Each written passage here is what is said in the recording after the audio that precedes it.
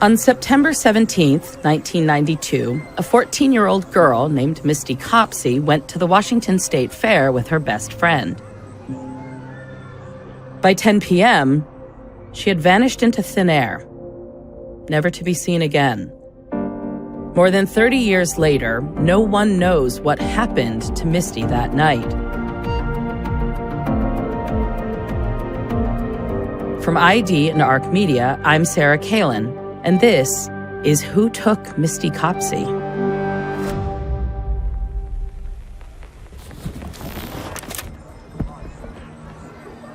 Every fall since the year 1900, the Washington State Fair roars to life in Puyallup, Washington. Puyallup sits 10 miles southeast of Tacoma. In the other direction lie thousands of acres of dense forest and mountains, with Mount Rainier looming on the horizon, the whole region resting under its watchful eye. During the fair, the city of about 40,000 swells to many times that size as kids, families, and visitors from all over flock to the area.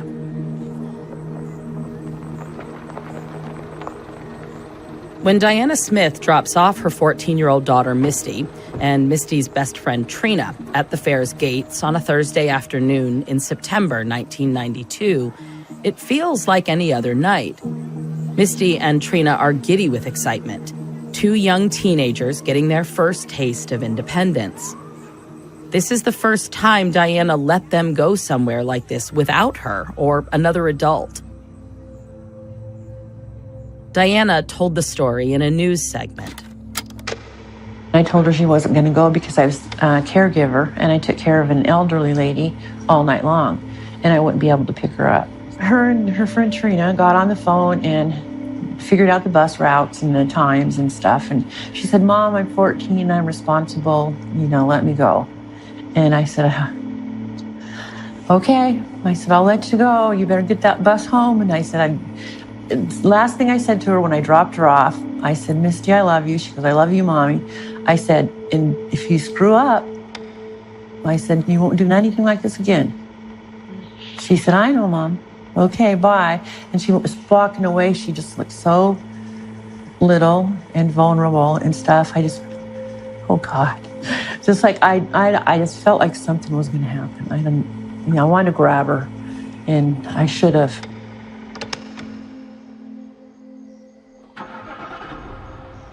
Diana starts up her car to head to her job as an overnight caregiver and takes one last look at Misty as she walks into the fairgrounds. Misty is wearing a pair of Diana's stone-washed jeans. They're baggy on her, just the look she's going for. Hours later, around 8:45 p.m., Diana gets a call at work. It's from Misty. She says she's missed the bus home. Diana is upset. Misty, always a responsible, well-behaved kid, had promised to catch the bus. She knew Diana took care of an elderly patient with Alzheimer's and could not leave to pick her up. Diana and Misty lived in a town called Spanaway, about 11 miles from the fair, much too far for Misty to walk home. As the minutes tick by, the last of twilight fades into darkness. Misty tells Diana she can get a ride home with a friend, an 18-year-old named Reuben Schmidt. Here again is Diana describing this moment. I told her I didn't want her to ride with him, to call Grandma or somebody else and call me back and let me know how she was going to get home. She said, "Okay, Mom." And I said, "Promise me." She said, "I promise." And I never heard from her again. Diana tells Misty to call her back and let her know for sure that she has a ride home. Misty promises that she'll call. Diana waits by the phone. An hour passes, then 2. But Misty never calls. Diana tells herself that Misty must have gotten a ride home and forgotten to call. She calls their house, but no one answers. Diana tells herself that when she gets home in the morning, she'll find Misty asleep in her bed. She's sure of it. Diana's shift ends early the next morning. She heads straight home, hoping that, like most days, she'll see Misty before Misty leaves for school. Years later, in a news report, Diana describes that day. I figured when I got home she'd be there, thinking she's in trouble. And when I opened the door and no one was there, my heart just dropped. I just knew. Misty's room is untouched from how she had left it the day before. Diana starts making calls. Diana calls 911. According to a local newspaper report, the dispatcher tells her this sounds like a case of a runaway. Call back if she's still missing in 30 days. 30 days. The dispatcher says nothing can be done for 30 days. Luckily, Diana doesn't listen to the dispatcher. She calls the Pierce County Sheriff's Office, which handles runaway cases for the county. The person who takes the call tells Diana that the 911 dispatcher had been mistaken, that there is no reason to wait 30 days, and that this is not standard protocol. Diana files a missing persons report with the Pierce County Sheriff's Office. The timestamp on the report is 1:42 p.m., according to a local newspaper. She calls Trina, Misty's best friend, who was with her at the fair. There's no answer. Trina is at school, so Diana leaves a frantic message on the answering machine. Years later, Diana would have a hard time remembering who else she called. She may have called Misty's school and Trina's school. She calls Ruben, the friend Misty had said she could call for a ride. He says Misty called, but he didn't have enough gas to go pick her up. Diana's last resort, the person who was going to potentially pick up Misty, didn't. Misty's best friend who was with her hasn't gotten in touch with Diana. Everything she tries leads to a dead end. Diana goes to Trina's and leaves a note. Finally, at the end of the school day, Trina calls back. The last time she saw Misty, Misty was at a bus stop, hoping to catch a later bus home. Again, Diana calls Ruben. This time, Ruben's roommate picks up, and the roommate has a different story. Yes, he says, Ruben did go to pick up Misty. Diana calls again later. Ruben answers.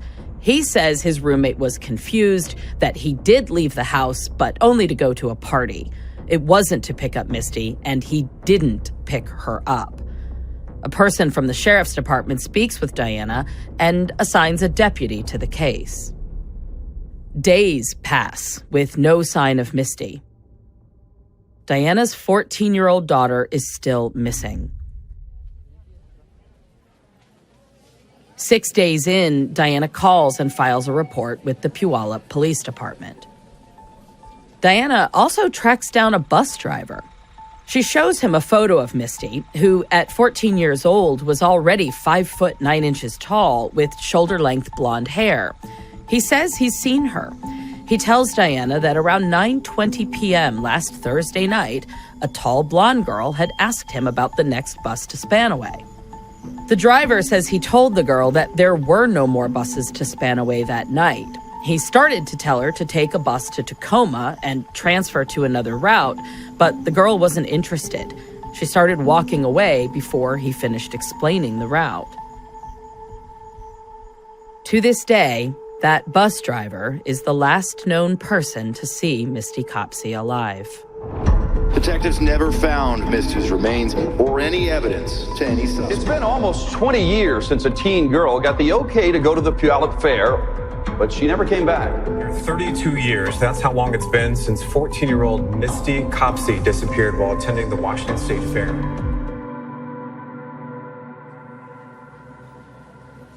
I first entered law enforcement in 1998, eventually settling in as a patrol officer with a department in a suburb of Columbus, Ohio. I left uniform and cruiser police work in 2011 to pursue a master's degree in criminal behavior with a concentration on serial predation. But in 1992, I was a teenager, just a few years older than Misty. So much of what I've read and heard about her could just as easily have been about me or countless other teenage girls in the late 80s and early 90s. I've heard that the night of the fair, Misty was in those stonewashed jeans of Diana's and had paired them with a baggy blue sweatshirt and oversized bunchy blue socks. I know those types of socks. I had those socks. I've heard her favorite music that year was all Vanilla Ice and New Kids on the Block. Same, Misty. Same.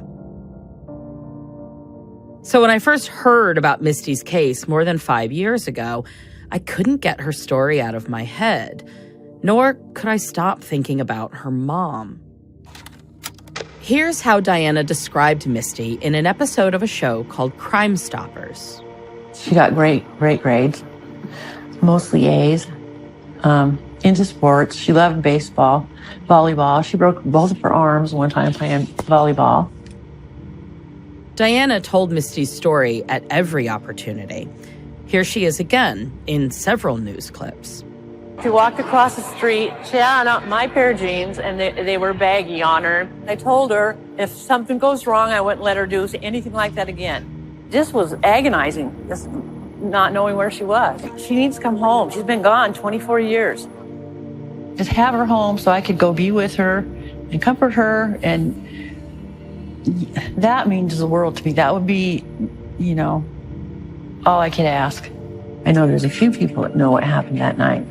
And this is their perfect opportunity to unburden themselves and call in anonymously and tell what happened so we can bring Misty home.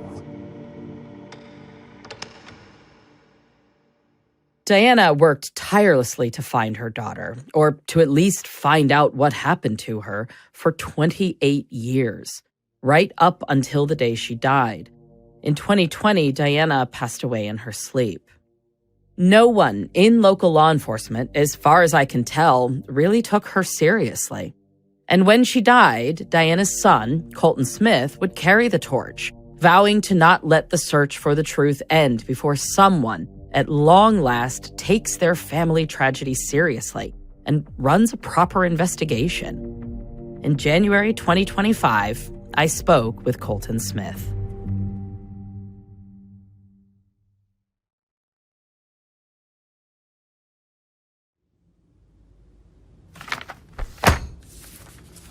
I always try to start any case I work by talking to the victim's family and loved ones. With cold cases in particular, there is an inherent risk of ripping open wounds covered over with only the thinnest layer of scar tissue. No matter how hard I try or how long I stick with it, I can never promise a case will definitely be solved. So before I start really digging into it, I want to make sure they know what's involved and what it might take. In this case, I know of two close relatives of Misty's. Her father, Paul Copsey, who goes by Buck, and her half-brother, Colton Smith. Diana and Misty's dad separated when Misty was still a baby. In everything I've read and heard about the case, it seemed that Buck asked the investigators years ago to respect his privacy, to update him only if there was a major development. Misty's brother Colton seemed to have more actively carried the torch after Diana passed away. I reached out to Colton on Facebook in late 2024 and heard back just a few days later. He was clearly cautious about saying too much, but did say that he'd be happy to have at least one conversation on the phone or over Zoom. When we had our first in-depth talk in early January 2025, he gave me a significantly clearer understanding of the case, his mom's efforts to solve it, and how Diana was treated along the way. For years, my mom felt like people thought she was crazy. Colton is 27, but he seems wise and mature far beyond his years. Professionally, this holds true as well. He heads up a whole team of logistics and fulfillment crew for a major grocery chain. He was born several years after Misty's disappearance, so he didn't know his sister personally. But her memory loomed large over his childhood as his mother Diana continued her fight to find out what happened to Misty. Every time she would even talk to the Puyallup Police Department, it was like, you guys think I'm crazy, and I'm not crazy. And to grow up with that and then have her explain everything to me, it's like, you're making so much sense. I don't understand how you're being perceived this way, but You can see it. It's true. reading about the case, you can see that investigators treated Diana like she was overreacting or even lying from day one. From the moment she arrived home, the morning after Misty went to the fair, all of Diana's instincts told her that something had gone terribly wrong. Misty wouldn't just take off into the night. Diana knew it. She insisted that she and her daughter had a great relationship. Police insisted Misty had run away. And that would go on for months, years even. A battle began between Diana and the local police officers who, for reasons I can't yet understand, seemed completely unwilling to consider the possibility that Misty was anything other than a runaway. This all started with that very first phone call in which the 911 dispatcher told Diana the police couldn't take action on Misty's disappearance for 30 days. Which, as I expressed to Colton, strikes me as utterly insane.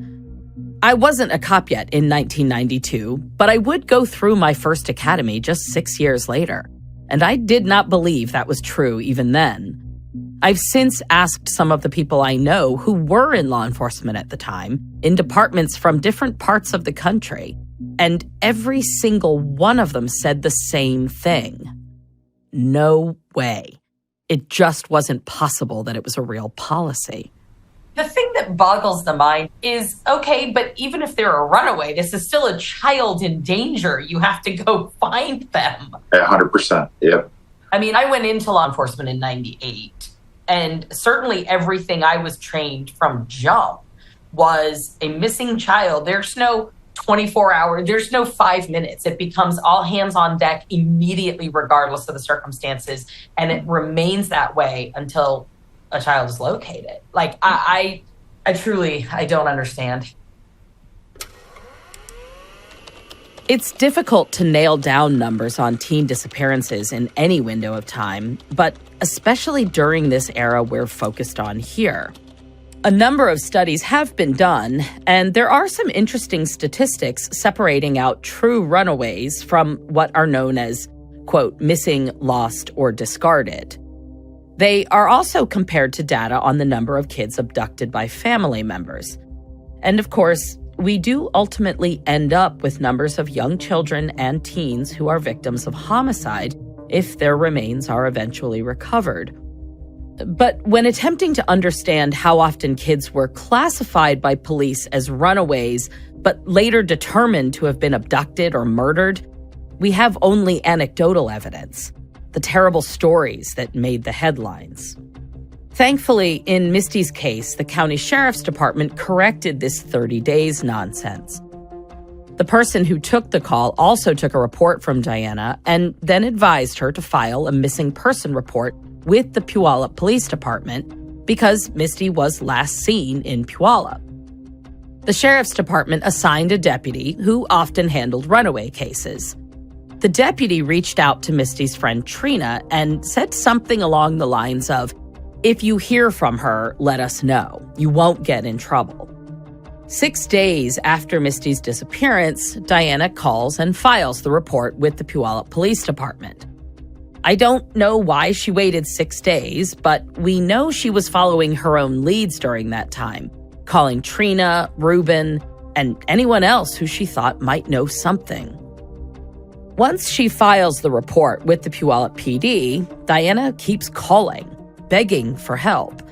According to a local newspaper, Pierce County reaches out to Puyallup PD with the following personal note, quote, "This is one of those just don't feel right reports. There is nothing here that points positively to foul play. It just don't feel right. It's been a week and nobody has heard from the girl. Mom is contacting the media complaining that the cops aren't doing anything." End quote. Mom is complaining with good reason. With every minute that passes, memories start to fade, and the more likely it is that evidence can be hidden or destroyed, disappear permanently. Puyallup assigns a detective, but things don't move any more quickly than they had beforehand. Luckily, Colton tells me, Diana refuses to sit back and do nothing. She waits a couple days, starts to do her own investigation. She goes down to the fair. She asks everybody she can, have you seen Misty? She somehow finds the bus driver. The bus driver, the last known person to see Misty alive. Remember, it wasn't a police officer who tracked down that bus driver. It was Diana. I gotta tell you what, man, the moms are always literally the best detectives I've ever met. I agree. Colton tells me that a few years ago, Puyallup PD released an age progression photo showing what Misty would look like as an adult. Diana was still alive at that point, and Colton remembers that she was furious. After 25 years, the police were still suggesting that Misty was simply a runaway. A woman now in her 40s, living under a fake identity somewhere else. I asked them, like, why are we still labeling her a missing person after I understand there's no remains, but why can't we bump this up to like a no-body homicide? I mean, it's pretty evident she's not coming back. But the police said they couldn't reclassify the case. Since your mom passed, how communicative have they been with you? Here and there. They didn't reach out to me, I want to say, for the first 2 years. And then actually the tribe that we're a part of, Cowlitz Indian tribe. Wait, what's the tribe? Cowlitz.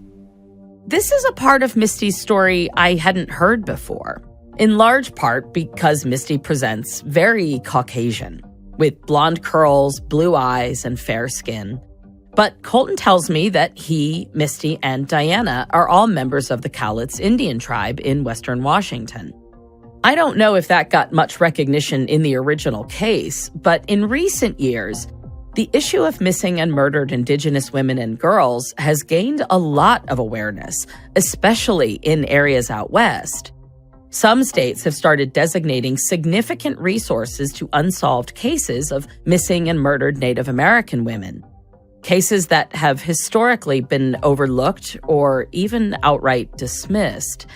Today, Washington is one of those states. The tribe wanted her to be labeled as both Caucasian and Native American. And they explained it to me, hey, we've got people from Washington State Patrol that can help, and we can use these resources because she is Native American. Yeah. Would you be interested in that? And I said, absolutely. Anything helps, The police's response? Well, we don't want to label her Native American because it could be misleading if we find her. We can't label her as both Caucasian and Native American. We can't. Sure you can. Yeah, exactly. I reached out to PPD to confirm, and they insisted that they had worked with the tribe and thought labeling her Native American may have made it harder to identify her because of her Caucasian looks. I also found a 2022 report on Washington missing and murdered Indigenous women and people, and it includes Misty. So at some point, this was updated. Still, for now, all Colton can hope is that Puyallup PD will somehow stumble into an answer. But based on his experience with the PPD detective he's been talking to, a guy named Ken Lewis, Colton's not holding his breath. The current detective on her case, it almost seems like he's so open-minded, he's closed-minded. It's got to be some mystery suspect that's out there lurking in the shadows somewhere. It couldn't be anybody she knew. It's got to be a deathbed confession. It's got to be, these are all things he's told me. And it's just like, I don't think it's that complicated. I don't either. Statistically, overwhelmingly, people are unfortunately killed by people they know, and while Western Washington in the 80s and 90s did seem to have its own flavor of offenders that were kind of running rampant, and that absolutely can't be ruled out. I think both things can be true. According to the Department of Justice, a significant number, 54%, of all homicide victims are killed by someone they know. A friend, a lover, a neighbor, a coworker. But when we isolate the victim pool to women and girls, the figures jump dramatically. Nearly 90% of women and girls killed in the United States are murdered by someone they knew. This makes it that much more important to really get to know a victim, to understand what her everyday life looked like, and who the people in it were. But there is another factor that would be impossible to ignore in the context of Misty's disappearance and likely death. The time and the location combine to paint us a blurry, rain-soaked image of a special breed of monster. One devouring its prey in the Pacific Northwest of the 80s and 90s with a staggering rate of what can only be called success. The sheer number of unapprehended offenders committing rape and murder in this area, specifically those targeting little girls, teens, and young women, made it a uniquely dangerous time to be Misty Copsey alone on that September night. Of course, two things can be true at the same time. Someone she knew and trusted could also have been one of these monsters, hiding in plain sight, while at the same time lurking in the fog and the evergreens. With what I've learned from Colton already, I think there's a lot I can do to start unraveling the knots in Misty's case. I don't think it's impossible. I think it's probably the hardest one I've tackled in a while. Really? Well, without remains or a scene. And of course, like everybody else, just from my cursory looks, I have some thoughts. I have like my instincts go one way, but I'm always very open to those instincts being completely wrong. Now that I've spoken with Colton and he has given his blessing to me in taking on his sister's case, I want to get a grip on what's been reported in the case so far. I believe every cold case should be reinvestigated from square one. I dive in as though no one has ever worked it before. But knowing what the early days looked like, what has and hasn't been done in previous iterations of the investigation, is still helpful in establishing a baseline.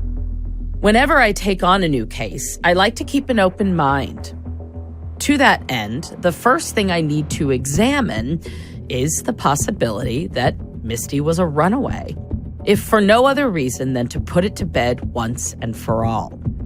I mean, the police were clearly convinced that Misty had taken off deliberately and on her own. My question is, why? This case is different from any other I've worked in the last 6 years. I don't have access to the police's case files. Unlike my cases in Mobile, Alabama, and Baxter Springs, Kansas, I don't have an existing relationship with any local detectives or sheriffs. I've reached out to Puyallup PD, and I'm going to work on them. I hope I can get them to at least talk to me. But for now, I'm working only with what's out in the public record.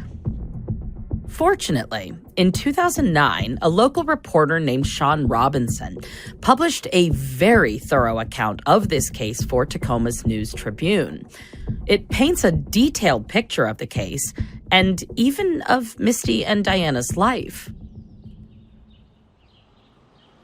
In May 1992, Misty and Diana moved from a trailer park in Puyallup to a duplex in nearby Spanaway.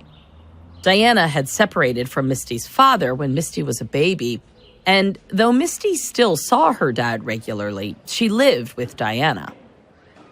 By all accounts, Misty and Diana had a great relationship. They were super close. Misty was in 8th grade, and though she was very popular, she was known as a bit of a goody two-shoes. She didn't smoke or drink, and she definitely didn't have sex. She was a class clown, too. And like most of the rest of us in the early 90s, she loved 90210. Among her teen heartthrob posters was, of course, Jason Priestley. I, myself, was more of a Dylan girl than a Brandon, but I certainly recognize and respect the impulse. Everything I've read makes it sound like Misty was a pretty happy, well-adjusted 14-year-old. Absolutely nothing fits the profile of a kid likely to pack up and take off without telling anyone. never returning or ever even making contact again. Here's the most generous explanation I can come up with for the police's insistence that Misty was a runaway. According to Sean Robinson's reporting, something slightly odd, or at least oddly coincidental, had happened about a month before Misty disappeared. According to a newspaper report from the time, on August 24th, 1992, Diana and Misty got into an argument. Diana went out. When she came back, Misty didn't seem to be there. I asked Colton about this. He said that Misty was home, but Diana didn't see her. He added that their mom suffered from pretty severe anxiety. In her panic, she had filed a missing persons report. After filing the report, Diana found Misty, safe and sound in her bedroom. Colton told me that Diana had been too embarrassed to call the police and revoke her missing persons report. So when Diana calls the police again a month later, that previous so-called runaway report is still showing up in their system. Here's the thing with these runaway reports I don't understand. If the police were never notified it was a false alarm and the report remained on file, then that means they also never once followed up or attempted to locate the child. The missing child. And yet, when she goes missing again, they blame the mother for not following up previously. But what were they doing? How were they working to bring this girl home safely? Doesn't seem like they were, as far as I can tell. So that means we're left with Misty's last reported sighting, the bus driver who told her there were no more buses to Spanaway around 9:20 p.m. At least that was Misty's last confirmed sighting. There actually was another person who claimed to see Misty the night of her disappearance. A few months after Misty's disappearance, another possibility arises when Diana goes on a local call-in TV show to see if they can generate any tips. We're talking about the unsolved case of Misty Copsey. During the show, a woman calls in. Hi. Hi. My name's Tammy. The woman never gives a last name, but she claims that on the night Misty disappeared, she saw a girl matching Misty's description around 10 p.m. outside a 7-Eleven on Puyallup's main thoroughfare, Meridian Avenue, almost directly across from the fairgrounds and just 300 yards from the on-ramp to a major state highway. She just looked totally distressed. You know, like she was in trouble. She looked like she was crying.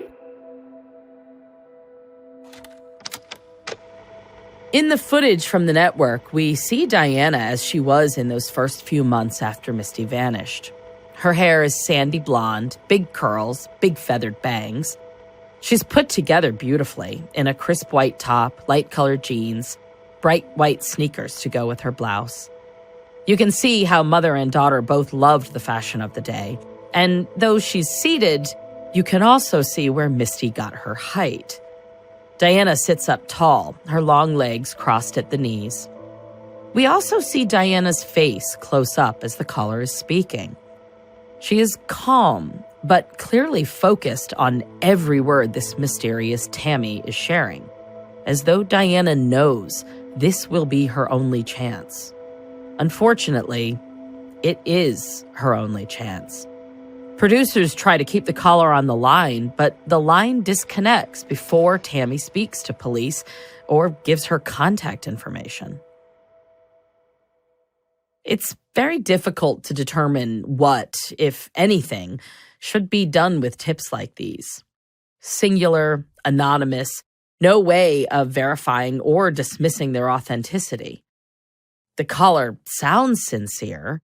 There's nothing to grab hold of that might lead me to believe it's a prank or even a misdirect.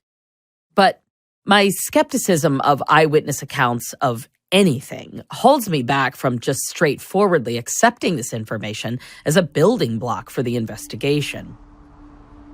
If I can get on the ground, if I can see the 7-Eleven, see the highways and the bus stops, see the entrance to the fairgrounds, maybe I can begin to piece together a picture of what that window of time might have looked like and what might have happened to Misty there on Meridian.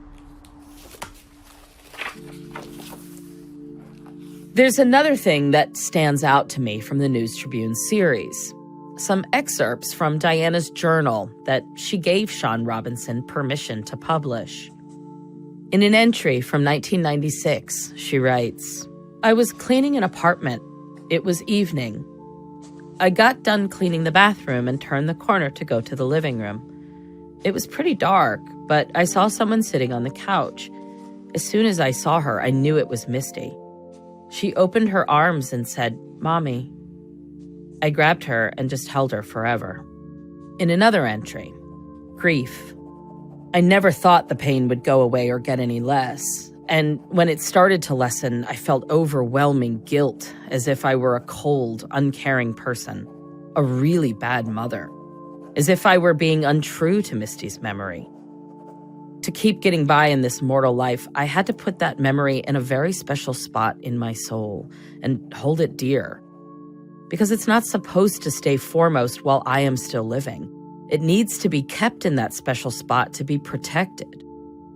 I love you, Misty. Mom." Reading these entries, these deeply personal thoughts of Diana's, doesn't bring me a lot of actionable information or give me leads to chase down. But it drives home something else I've learned. This sort of intimate, up-close view of the very specific kind of pain and loss felt by loved ones who have never been given an answer, an explanation, or even any real hope of an end to their suffering.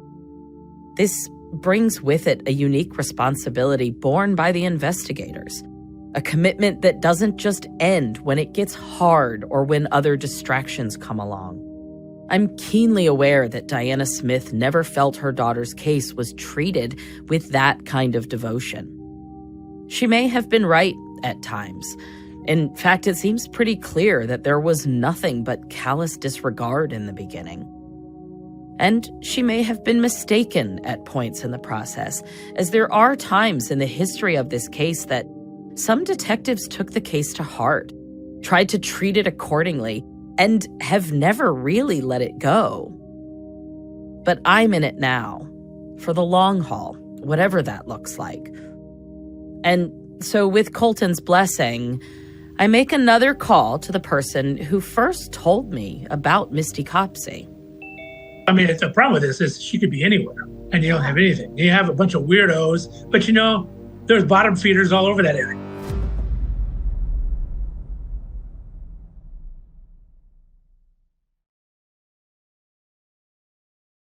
A million years ago, you told me about the Misty Copsey. Yeah. I call Cloyd Steiger in December 2024, right as I start on the case.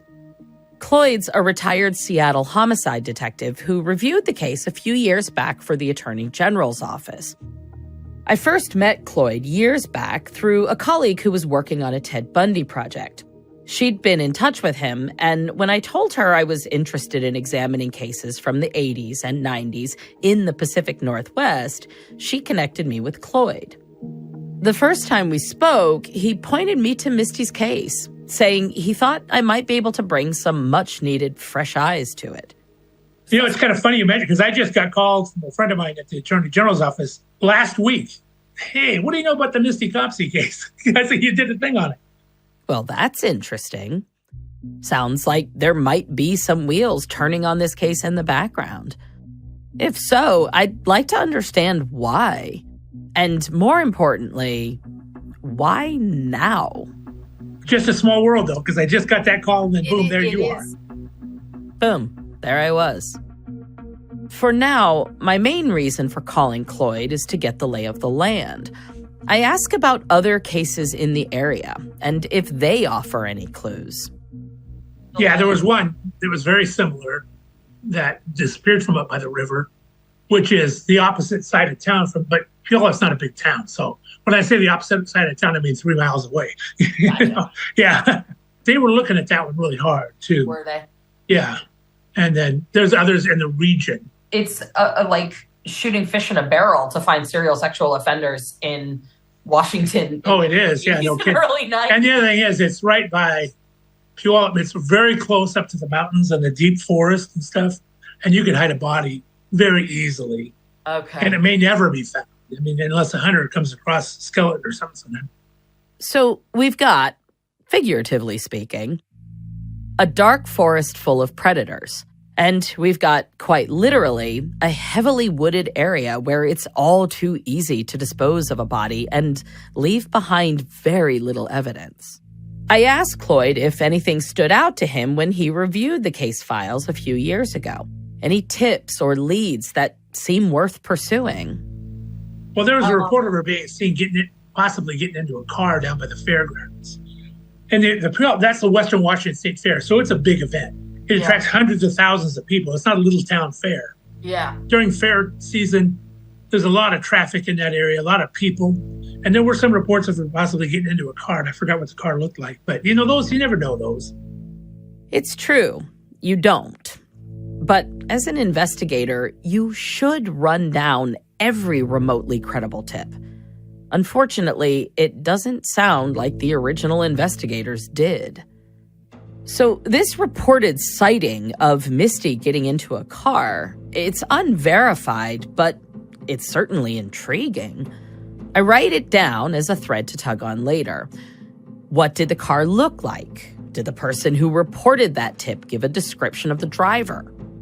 Then Cloyd says something that prompts another line of questions in my head. He was actually last seen alive at the Puyallup police station. What? Yeah. I thought the bus driver saw her. The bus driver saw her, but he was the stop is right by the police station. Okay. It's right there. Would it be remotely possible that an officer might have offered her a ride home and we've got a Michelle Boucher situation where the cop anything's possible, but I don't know. In the spring of 1980, an 18-year-old Texan girl named Michelle Boucher was traveling the country when she disappeared.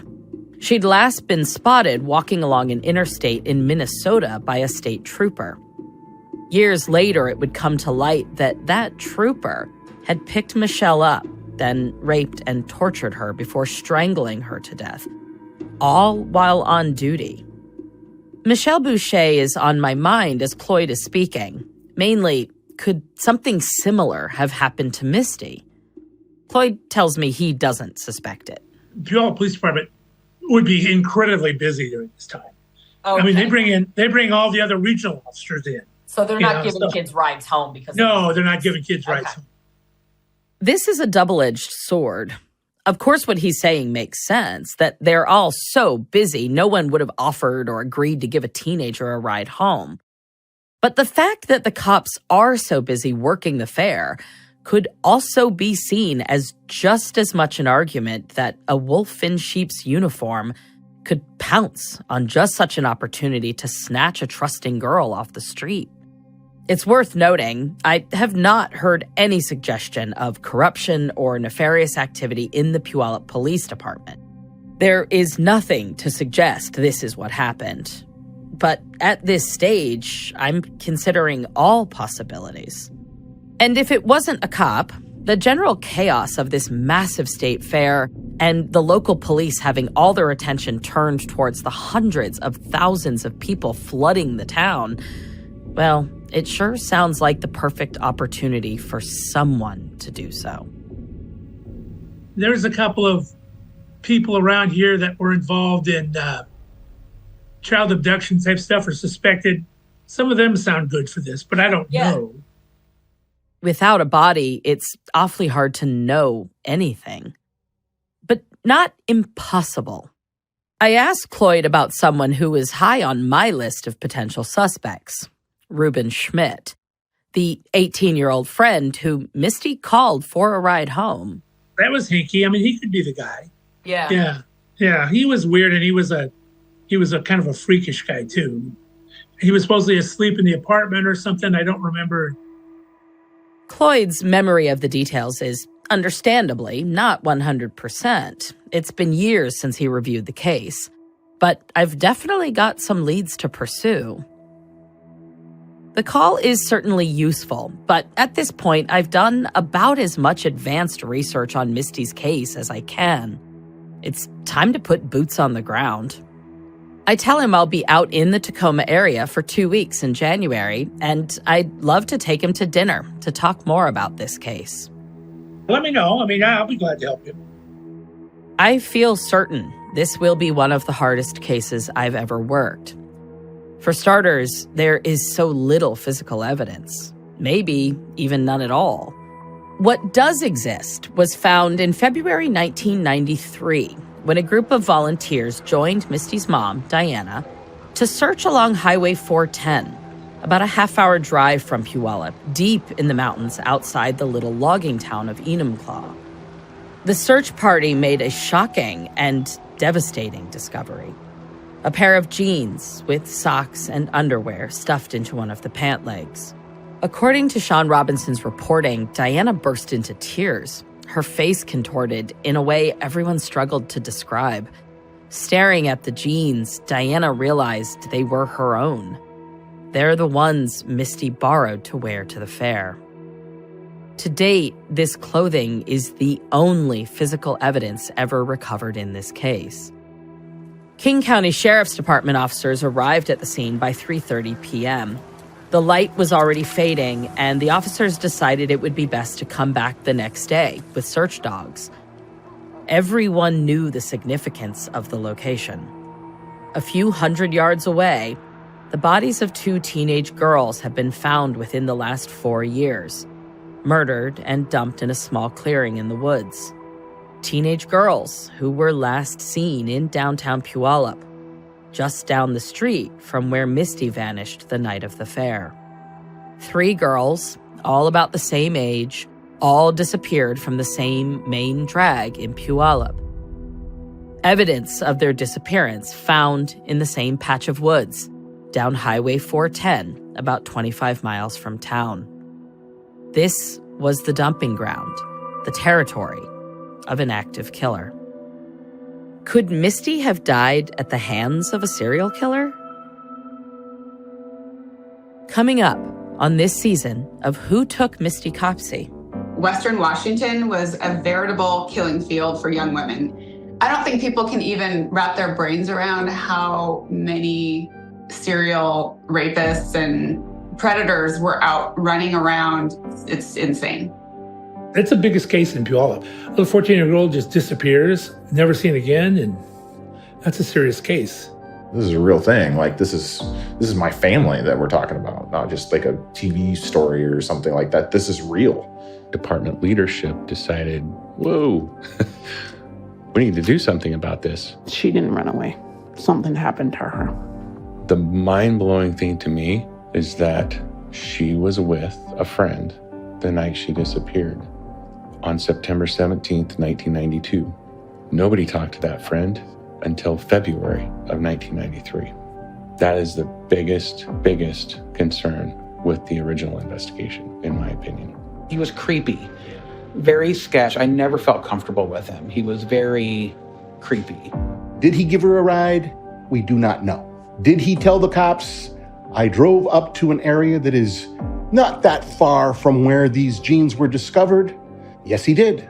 Did they polygraph him about his statements about, oh, they've got it wrong, she's buried 6.5 miles away? Yes, they did. I swear she said he was all dirty. He was like covered in dirt, and it was late, and then he went to sleep or something. And so she's like, I think that girl's here on the property somewhere.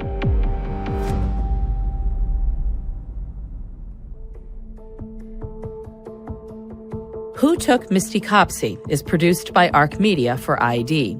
You can follow our show wherever you get your podcasts. We'd love it if you could take a second to leave us a 5-star review on Apple Podcasts.